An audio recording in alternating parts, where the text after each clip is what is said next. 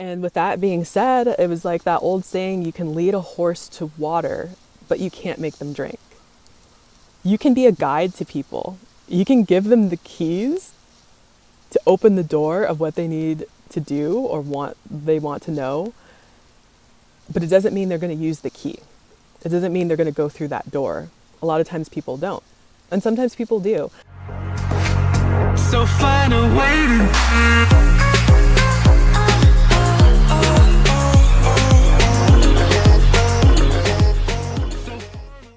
Hello, beautiful beings of light. My name is Monica. Welcome back to the Lightworker community. Today's video is titled, Only You Can Do the Work. You can't do it for anyone else. So I'm hoping you guys can hear me okay. I normally don't film outside because I haven't found a good external microphone that blocks the wind. And I've just been using my headphones here. So hopefully you can hear me clearly and the wind isn't too bothersome. It was a gorgeous day, so I just really wanted to film outside. Today's message came to me while I was literally waking up today, and I just really felt called to share it with you guys. So the message that I received that I was thinking about was about how lightworkers and empaths and people who have done their own kind of personal growth or self-growth, personal development are very healing to others. And many times we are healing others without even realizing it. Like, you don't necessarily have to be in a spiritual profession or doing something such as Reiki to be able to heal people. You can do it by just being yourself. So as an empath, people tend to sense your ability to hold space for them and for them to confide in you. You're very trustworthy. And this is, I think, on a subconscious level for most people. They don't understand why they're drawn to you. They just are. And a lot of times this has happened to me. And I've talked about this quite a bit, that people, strangers, my whole life, no matter how young I was, would just come up to me and tell me their life story and all their problems, and then be like, oh, okay, great, I feel better, bye. The emotional drive-by, right? And I just thought, I don't really like this. I'm going to try to be less approachable. I don't know why people are approaching me. So I would wear headphones a lot of times when I had to ride the public bus, because that's where it would happen a lot. Or if I was just out and about grocery shopping or walking around town. And then also for people who are light workers, this was another added layer for me. You are a person who is literally beaming light to other people. You're like a lighthouse, and people are going to be drawn to you, whether you want them to or not. You will get all kinds of different people who will see that beacon of light and be like, okay, there's a safe place for me to go, someone that I can go confide all my problems to, even though they're a stranger and I don't know them. And then the same goes, I believe, for people who tend to, like I said before, do their own kind of self-help, personal development, self-growth. They do their own healing. And there are many ways that you can go about doing your healing. And sometimes we do it without even realizing it. Like, I didn't realize that I was doing shadow work for the longest time. I've been doing that my whole life. I've been doing a lot of inner work, kind of like that inner journey, self-exploration of like how my mind works and how my subconscious works and why do I do the things I do and all of that sort of thing. And then I share it with you guys. So if you feel you are one of these three or a combination of empath, lightworker, or a self-healer, then you most likely have had a lot of people throughout your lifetime come up to you, strangers, and just start telling you everything about themselves. And I happen to be a triple threat when it comes to this. I identify with all three of those descriptions, which it took me a very long time to realize that, almost 30 years, because I couldn't explain why I would see everybody else go about their business and nobody would come up to them and bother them or start talking to them for long periods of time. But it was just me. And I was very shy. I was very shy very introverted. And then I realized I started trying to avoid people for the most part because I didn't want to deal with their problems. I didn't want to process their problems for them. And that's what can end up happening, especially as an empath, is that if we don't set proper boundaries, we will absorb other people's problems and we will process them as if they're our own. And that takes a lot of energy. That is a lot of work. So you have to be very conscious of when that's happening if you don't want to be continually drained when you go out in public. I recently realized that I still had this subconscious fear of going out in public alone because I was afraid of being approached. Just like I used to. I used to a lot more when I was younger. Like I said, when I used to take the public transportation or something like that and I had to walk a lot. Since I've had my car, it doesn't happen as often, but it still happens sometimes. And I realized this because where I am right now, I'm in this beautiful small town in the middle of nowhere in Upper Michigan, where my husband is from. And we've been here for over a month in this one spot. And I'm actually filming in this garden that is my favorite right now. And so I realized this when I got really courageous one day and I decided to go for a walking meditation. And so I walked to this garden, which is just like a 2-minute walk from our RV site across the street. And I felt comfortable coming here because I haven't seen anybody here every time I walk by it when I'm walking by the water. And so I came here and I was meditating and I was walking through the garden. I sat on this gorgeous marble bench for a while. Then I got inspired by all the flowers and I started taking pictures of the flowers because, you know, I love nature photography. And as I'm doing that, I had been here maybe half an hour.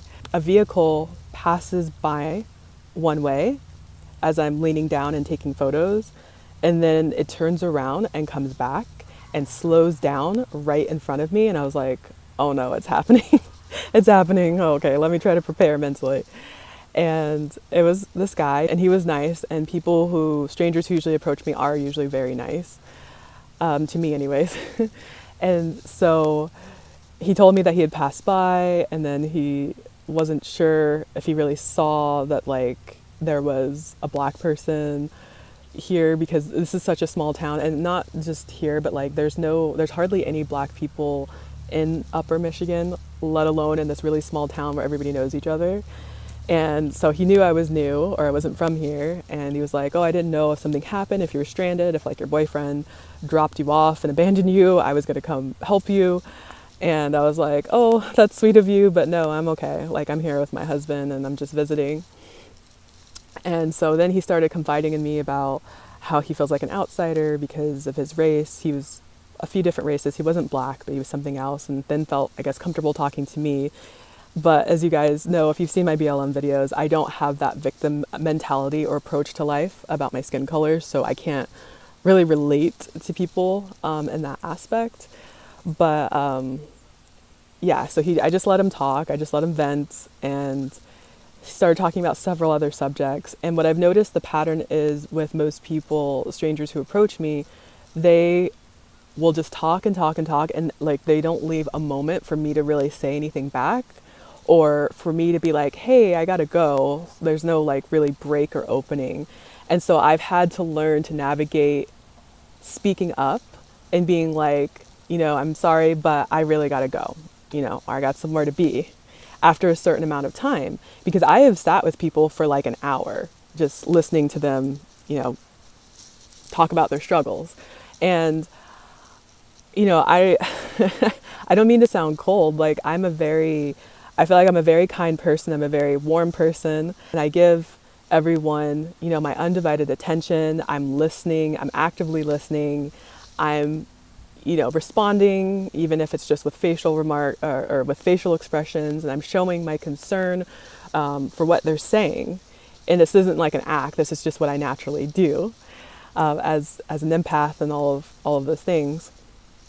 But at a certain point, I realized that it was so draining for me. I had to set boundaries and be like, I have to go at a certain point. And I'll give myself a time limit, like maybe 5 to 10 minutes of listening to people, and then I will say something.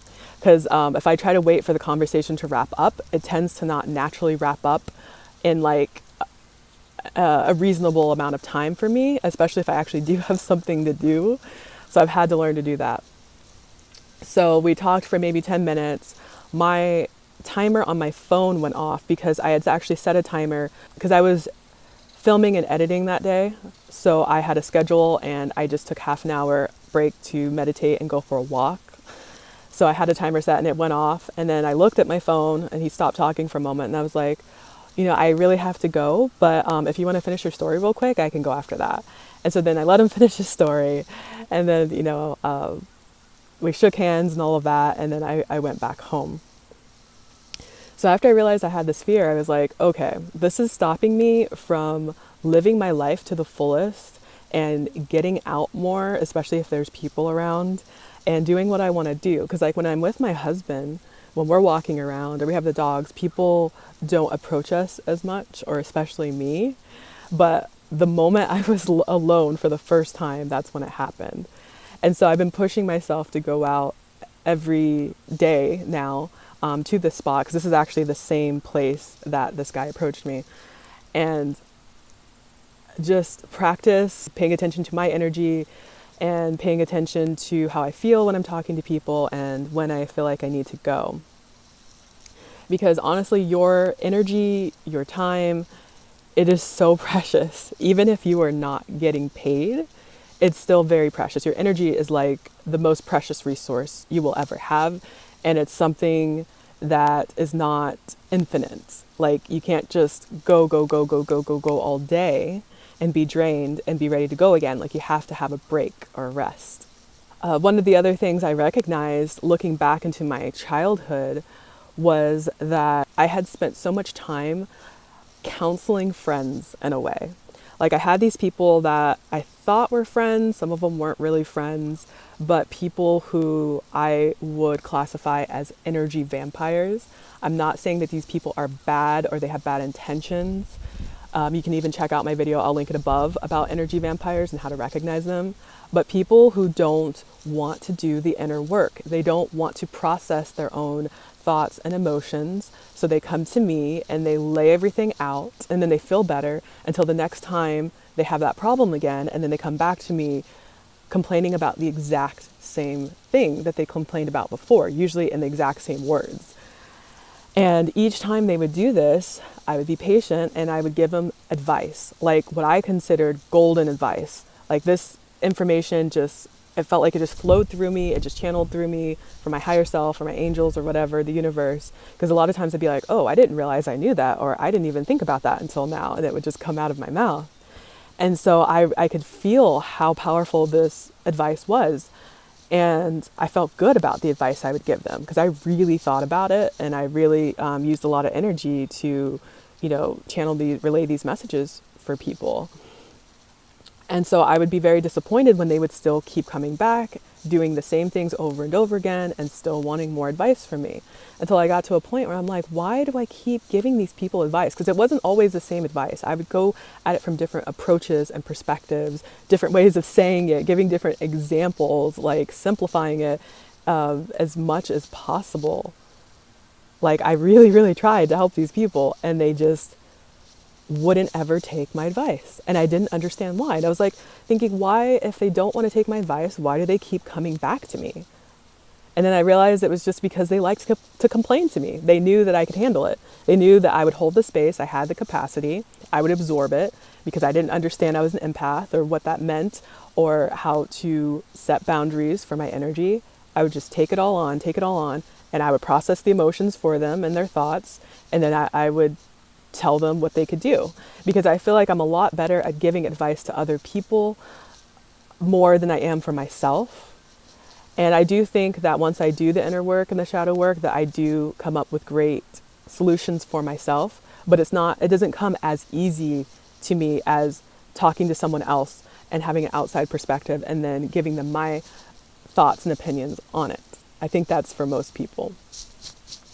And the funny thing is that when I would give advice to people, I always kind of had this underlying rule that I would also take the advice for myself. So I'm not going to give someone advice that I'm not going to also use myself. And I try my best not to be a hypocrite. So I'm like, oh man, now that I know this information and I've given it to someone else, now I take it on. So whenever I'm in a position like that, I go back and think, oh, this is what I said to so and so. And then I start using the advice for myself. So it is helpful in a couple of ways. And with that being said, it was like that old saying, you can lead a horse to water, but you can't make them drink. You can be a guide to people. You can give them the keys to open the door of what they need to do or they want to know. But it doesn't mean they're going to use the key. It doesn't mean they're going to go through that door. A lot of times people don't. And sometimes people do. I have actually had quite a few people who would ask me for advice, even recently. I would give it to them and they understood and they thanked me and they said that they would try it out. That is my favorite type of response from people, is when they understand what I'm saying and they will at least give it a chance. Not saying that it's 100% going to work for them, but the fact that they're going to start working on themselves and at least trying to apply the advice I've given them instead of just complaining over and over and over again. And sometimes I'm shocked when people are like, wow, I didn't think of that. That's great. I'll try that. And I'm like, oh man, I have someone who's actually receptive to listening to what I have to say. And it's very uplifting for me when I feel seen and heard in that way. And then the other person also feels seen and heard and we're helping each other out. And it's more of a mutual benefit instead of it just being one-sided. And not saying that you always have to have a mutual benefit. Sometimes, one person is going to be helped more than the other, but they still have to help themselves. And that is a problem with a lot of people, is that they don't want help. They don't want to help themselves. And you can't force somebody to want to help themselves. Like I said, you can only be a guide. You can only give them the keys. You cannot do that work for them. So that's the message I really wanted to relay in this video, because it took me a long time to realize that.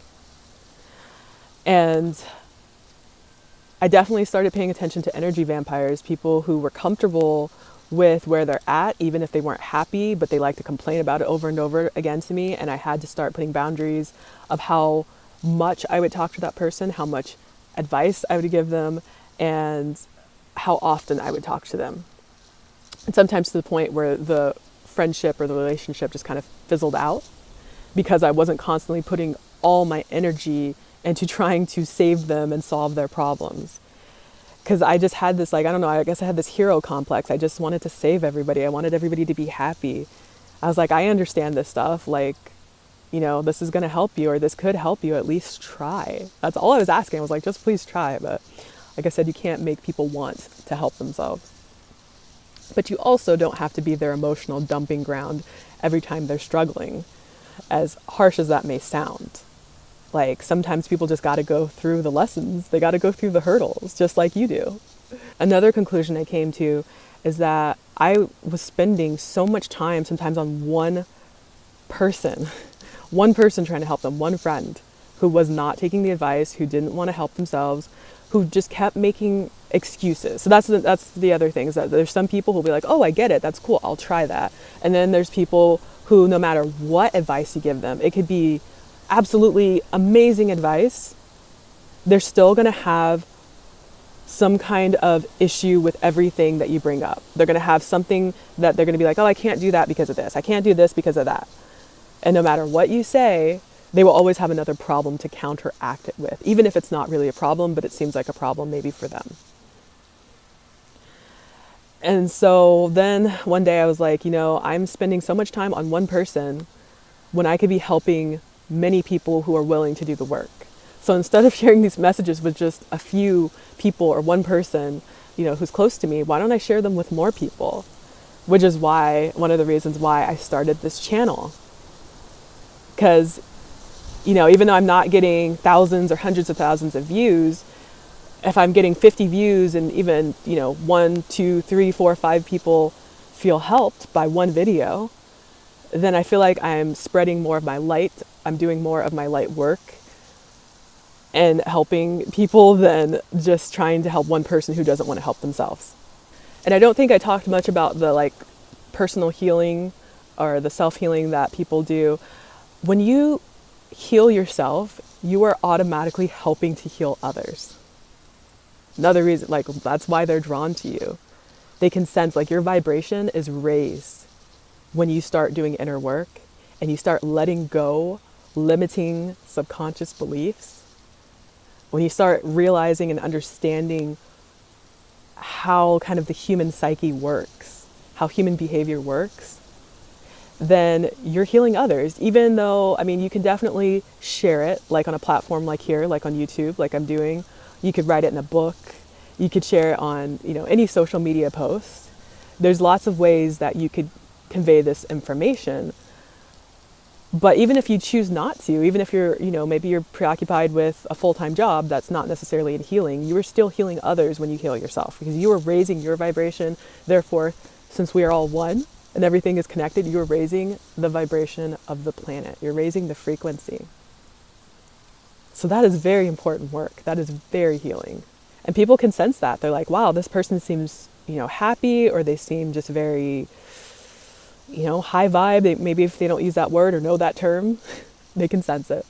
And they will come up to you and talk to you. And you can share if you want to. And yeah, like the title of this video, just know that, again, a reminder that only you can do the inner work. You can't do it for anyone else. No one can do it for you. All right, that is my video for today. Thank you guys so much for watching, and thank you for being you. And if you're doing the inner work, the shadow work, the personal growth, the self-development, thank you. Thank you so much for working on yourself. And working even sounds kind of like a too technical term, for getting to know yourself and for healing yourself. Like, thank you. That is one of the most important spiritual jobs, I guess you could say, I feel like, on the planet. And one of the reasons why we came here. If you feel like you need help with setting boundaries so you're not giving too much of your energy away, definitely go check out my video on how to set boundaries. Hopefully that will be a good start for you. So I hope this video was helpful in some way. Hopefully maybe it'll let you know that you're not alone if you're experiencing energy vampires or people just constantly wanting to complain to you and all that sort of stuff. And when you feel like you're there for everyone else a lot, but you're not getting the same kind of help back, when you feel like you need it, when you feel like you need someone to talk to. I'm very fortunate that my best friend is also on the similar path. Like, we're both empaths, light workers, and we both do shadow work and self-healing, so we can really bounce ideas off each other, or we come up with a lot of similar solutions, or one of us will figure something out and the other one's going through something similar, and then they figure it out once one of us, the other says it. It's just a beautiful friendship. It's just amazing and healing all around, no matter what's going on. As always, I hope to see you in the next video. Sending much love and light.